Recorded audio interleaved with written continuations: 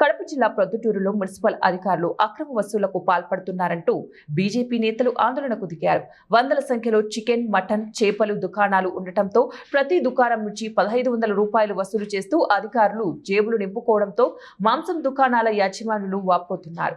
కొత్త మార్కెట్లో పార్కింగ్ పేరు చెప్పుకొని వసూళ్లకు పాల్పడుతున్నారంటూ మున్సిపల్ అధికారులపై బీజేపీ నేతలు వాగ్వివాదానికి దిగారు. ప్రొద్దుటూరు ప్రజలు మున్సిపల్ అధికారులకు ఎటువంటి డబ్బులు చెల్లించవద్దని, అవసరమైతే ఈడ్చి తన్నండి అంటూ బీజేపీ నేతలు తెలిపారు. కమిషనర్ డౌన్ డౌన్ అంటూ భాజపా నేతలు నినాదాలు చేపట్టారు. కూటమిలో భాగంగా దీనిపై ముఖ్యమంత్రి, మున్సిపల్ శాఖ మంత్రులకు ఫిర్యాదులు చేస్తామని బీజేపీ జిల్లా ప్రధాన కార్యదర్శి కోనేటి ప్రదీప్ కుమార్ రెడ్డి తెలిపారు.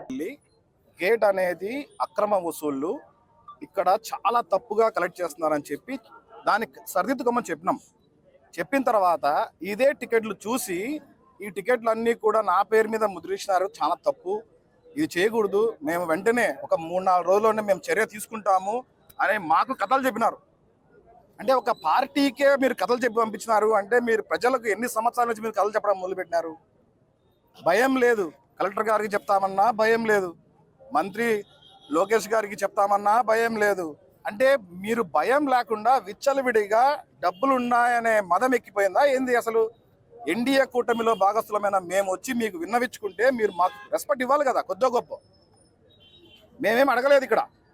ఇక్కడ తీసేయండి, అన్యాయంగా రాబట్టే 10 రూపాయలు, ప్రజల దగ్గర నుంచి రాబట్టే 10 రూపాయలు తీసేయండి అన్న విషయాన్ని అస్సలు ఇంకా మేము వచ్చిన తర్వాత డబల్ కలెక్ట్ చేస్తున్నారంట ఉత్సాహంతో. ఎందుకంటే పార్టీ వాళ్ళు వచ్చిపోయినారు కదా, ఏం ప్రాబ్లం ఏం లేదు కాబట్టి హ్యాపీగా కలెక్ట్ చేసుకోవచ్చు అని చెప్పి డబుల్ ఉత్సాహంతో డబ్బులు కలెక్ట్ చేస్తున్నారు. ఇక్కడ ప్రజలకందరికీ విజ్ఞప్తి చేస్తున్నామన్నా, ఇది మోసం.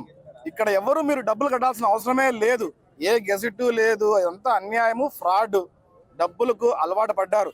చికెన్ షాపుల దగ్గరికి వెళ్తున్నాము. ఇప్పుడు చికెన్ షాప్లో కూడా పాపం అమాయకమైన చికెన్ షాప్ వాళ్ళని కూడా భయపెట్టి రవి అనే ఒక వ్యక్తి అక్కడికి వెళ్ళి కలెక్ట్ చేస్తాడు, భయపెట్టిస్తాడు. ఎవరి పేరు మీద? మున్సిపల్ కమిషనర్ల పేర్ల మీద. అంటే మున్సిపల్ కమిషనర్ అనేవాడు ఒక రౌడీనా, లేకపోతే మనకు సేవ చేయడానికి ఉన్నారా? ఆయన సేవ చేయడానికి మున్సిపాలిటీ అనేది ఉంటుంది.